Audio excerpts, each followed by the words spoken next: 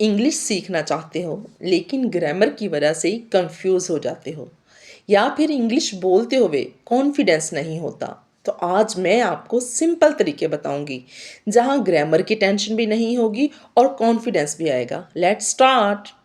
Hi everyone, you are watching my YouTube channel Mohtarma Mifra Sahiba. Today my topic is how to speak English with confidence and without grammar. तो दोस्तों, मैं आपको बताती चलूं कि ज़्यादातर लोग गलती ही ये करते हैं कि वो इंग्लिश सीखने की कोशिश ही ग्रामर से करते हैं। इसीलिए वो बोर भी हो जाते हैं और कॉन्फिडेंस भी ख़त्म हो जाता है। इंग्लिश एक लैंग्वेज है, रूल्स से ज़्यादा प्रैक्टिस से सीखी जाती है। क्या आपने कभी बच्चों को, अपने छोटे बहन भाइयों को नहीं देखा कि वो कैसे बोलना सीखते हैं? क्या उनको हमने कभी ग्रामर सिखाई है? नहीं ना। सिर्फ वो हमें बोलता हुआ देखते हैं कि हमारे जो बड़े हैं वो किस तरह से बोल रहे हैं, और वो खुद से प्रैक्टिस करते हैं। अपने से छोटे छोटे लफ्ज़ बनाते हैं कि जैसे मम, मम, मम से मामा, ब, ब, बाबा, पापा। इस तरह छोटे छोटे वर्ड्स वो बनाते हैं और फिर आहिस्ता आहिस्ता वही उनके जो वर्ड्स हैं वो सेंटेंसेस में चेंज हो जाते हैं। इसी तरह फ्रेंड्स, बिल्कुल इसी तरह आप भी ऐसे ही इंग्लिश बोलना सीख सकते हो कि पहले छोटे छोटे अल्फाज जो हैं वो सीखो, लफ्ज़ों की इंग्लिश सीखो। छोटे छोटे लफ्ज़ों को सीखो कि कौन से वर्ड को हम इंग्लिश में, उर्दू तो आपको आती होगी कि उन उर्दू वाले जो अल्फाज हैं उनको हम इंग्लिश में क्या कहते हैं। फिर उन छोटे छोटे लफ्ज़ों से आप सेंटेंसेस बनाना शुरू करो। आपको इसमें बिल्कुल भी डरने की, किसी किस्म के हेजिटेशन की कोई ज़रूरत नहीं है। क्या आपने कभी अपने पठान बहन भाइयों को नहीं देखा कि वो किस तरह से उर्दू बोलते हैं? कि हमारे जो पठान बहन भाई हैं, जो पेशावर के रहने वाले हैं, वो पश्तो बोलते हैं, लेकिन जब उन्हें हम जैसे उर्दू स्पीकिंग लोगों से बात करनी पड़ती है या पंजाबियों से बात करनी पड़ती है, तो वो बड़े कॉन्फिडेंस के साथ उर्दू बोल रहे होते हैं। हालांकि हमें बाज़ औक़ात तो उनको बोलता हुआ देख के थोड़ी बहुत हंसी आ जाती है कि ये कैसे बोल रहे हैं, लेकिन वो बिल्कुल कॉन्फिडेंस के साथ बोल रहे होते हैं, क्योंकि वो ये बात जानते हैं कि ये उर्दू जो है, ये हमारी जो है, ये हमारी लैंग्वेज नहीं है, हम एक दूसरी लैंग्वेज बोल रहे हैं। लेकिन ये कि वो इस बात को समझते हैं कि ये ज़ुबान बोलना हमारी ज़रूरत है। आपको भी इस बात को मद्देनज़र रखना होगा कि इंग्लिश जो है वो हमारी ज़रूरत है, हमने इसे बोलना है, हम इसको बोलेंगे तो ही हम बोल सकते हैं। अदरवाइज़ अगर हम इन्हीं चीज़ों में फंसे रहें कि ग्रामर आएगी तो हम इंग्लिश बोलना सीखेंगे, तो फिर हम जो है वो इसको कभी भी अपनी प्रैक्टिस, अपनी लाइफ में इसको नहीं लेकर आ सकते। बाकी मैं आपको कुछ छोटे छोटे आपके लिए, आपकी आसानी के लिए मैं आपको स्टेप्स बता देती हूँ, जिनको अगर आप फॉलो करोगे तो आप इंशाल्लाह जो है आप एक फ्लुएंट स्पीकर बन सकोगे।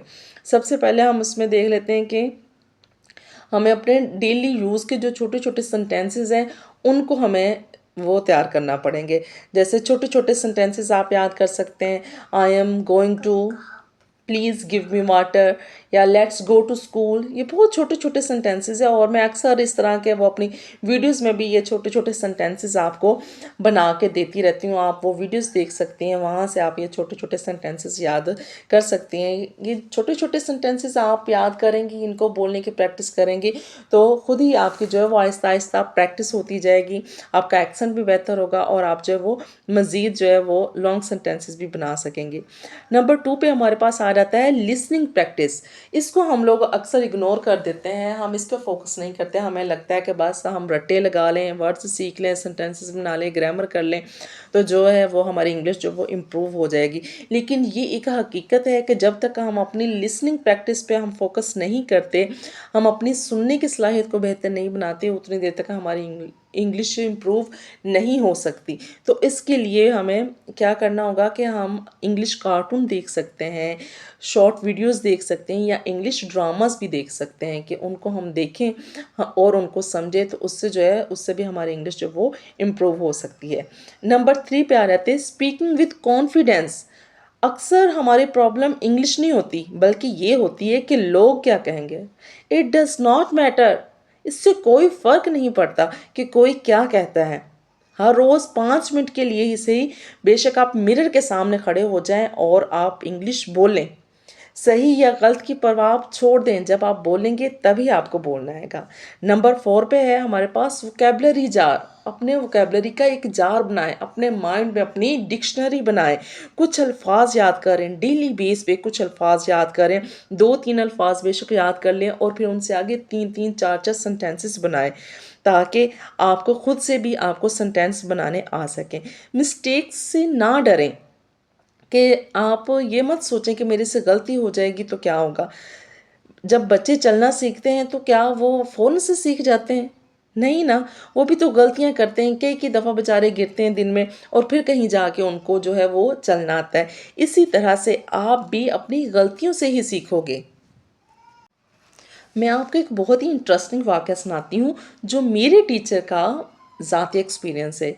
सर रोमर साहब आज तो माशाल्लाह से सैकड़ों, हज़ारों स्टूडेंट्स के जो वो उस्ताद हैं, तो वो बताया करते थे कि मैं जब मैट्रिक लेवल में था, तो कहते कि मैं मैट्रिक में फ़ेल हो गया और मेरे जो उस्ताद थे उन्होंने बुला के तो मेरे वालिद साहब को मेरी काफ़ी शिकायतें लगाई और उन्होंने कहा कि इसका कुछ नहीं हो सकता, इसको इंग्लिश की तो इसको अलिफ बे भी नहीं आती, ए बी सी भी नहीं आती इंग्लिश इसको, इसकी इतनी जो है ना इसकी ख़राब है। तो वो कहते हैं कि मेरे उस्ताद साहब जब घर आए तो कहते हैं वो बहुत ज़्यादा गुस्से में थे, उन्होंने उतारा जूता और मेरी पिटाई शुरू कर दी और उन्होंने कहा कि चलो जी तुम तो जाके जानवरों को ना बस पट्ठे डालो, तुम यही कर सकते हो और कुछ नहीं कर सकते। उस वक्त वो कहते हैं कि मैंने अपने आप से ये वादा किया, मैंने ये सोचा कि अब मैंने इंग्लिश सीखनी ही सीखनी है। वो कहने लगे कि मैंने अपने वालिद से वादा कर लिया, मैंने उनको कहा कि इंशाल्लाह मैं आपको बन के कुछ करके दिखाऊंगा। तो तब वो कहते हैं कि उस दिन कहते हैं मैंने नियत कर ली और कहते हैं मैंने ऐसी इंग्लिश बोलनी स्टार्ट की। कहते हैं कि मैं हर जगह जो वो इंग्लिश ही बोला करता था। इवन कि अगर मैं जानवरों को चारा डाल रहा होता तो मैं अपनी जानवरों के साथ भी इंग्लिश बोला करता था। अगर रास्ते में चलता जा रहा होता, कोई दरख्त आ जाता, कोई पौधा आ जाता, मैं उससे भी इंग्लिश में बात करता। कोई इंसान मिलता, कोई पढ़ा लिखा होता या अनपढ़ होता, कहते मैं उससे भी इंग्लिश में ही बात करता था। हर किसी से इंग्लिश बोलता था, चाहे कहते मुझे जैसी भी इंग्लिश आती थी, टूटी-फूटी इंग्लिश। कहते बाज़ औक़ात तो लोग ऐसे से कहते होते थे कि इसने तो खुद से इंग्लिश ईजाद करना शुरू कर दिया, ऐसे-ऐसे कहते मैं लफ़्ज़ बोलता था। लेकिन कहते कि मैंने इंग्लिश को अपने सर पे सवार कर लिया और मैं इंग्लिश ही बोला करता था। तो आज फिर वो कहते हैं कि आज देखें अब माशाल्लाह कि मैं एमए लेवल पे स्टूडेंट्स को पढ़ा रहा हूँ और इतने सैकड़ों स्टूडेंट्स जो हैं वो उनसे इस्तिफ़ादा कर रहे थे। तो बात यही है कि अगर आप बोलने लग जाएंगे तो आप सीख जाएंगे, लेकिन अगर आप इसी तरह शर्माते रहे, सोचते रहे, कॉन्फिडेंस नहीं है हम कैसे शुरू करें, तो फिर जो है फिर ये काम जो है ये मुश्किल है। आपको अपनी ज़ुबान से कभी भी शर्मिंदा नहीं होना। इंग्लिश सिर्फ जो है वो एक टूल है और आज हम सब इंग्लिश बोल भी रहे हैं, लेकिन हम जानते नहीं। ज़रा से अगर हम तवज्जो और मेहनत कर लें इस बात पे, तो हम अपनी स्किल को जो है वो इम्प्रूव कर सकते हैं। जैसे थोड़ी सी अगर आप प्रेपोज़िशन जो है वो सीख लें, तो आपकी इंग्लिश जो है वो काफ़ी इम्प्रूव हो सकती है। आप देखें कि क्या ये जो बेड, टेबल, रूम, फ्रिज, ये इस तरह के जो वर्ड्स हम डेली अपनी रोज़ की रूटीन में यूज़ कर रहे होते हैं, क्या ये इंग्लिश के वर्ड्स नहीं हैं? कि हमारे बूढ़े अफराद जो है वो भी यही वर्ड्स यूज़ कर रहे होते हैं। बेड, टेबल, रूम, फ्रिज वगैरह इस तरह के अल्फाज, ये सारे अल्फाज जो हैं ये इंग्लिश के हैं, लेकिन हमने कभी इन पे गौर ही नहीं किया कि अगर हम अपने कमरे में बैठे अपनी बूढ़ी माँ से या दादी से भी पूछे ना कि फ़लाँ चीज़ किधर है, मिल नहीं रही है, मेडिसन आपकी किधर है, तो वो क्या कहती हैं आगे से, जी फ्रिज में पड़ी हुई है। तो अगर वो फ्रिज में कहने की बजाय इन फ्रिज कह दें, तो पूरा सेंटेंस जो वो इंग्लिश में हो जाएगा। इसी तरह से कोई चीज़ अगर हमने ये कहनी है कि वो टेबल पे पड़ी हुई है, तो टेबल पर कहने के बजाय ऑन टेबल कह दें, तो ये भी जो है ये हमारा इंग्लिश में सेंटेंस बन जाएगा।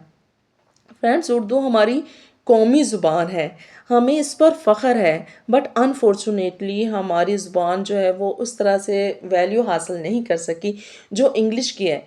मैंने 3-3 डिग्रियों वालों को भी ऑफिस के धक्के खाते देखा है, सिर्फ इसलिए कि वो इंग्लिश नहीं बोल सकते।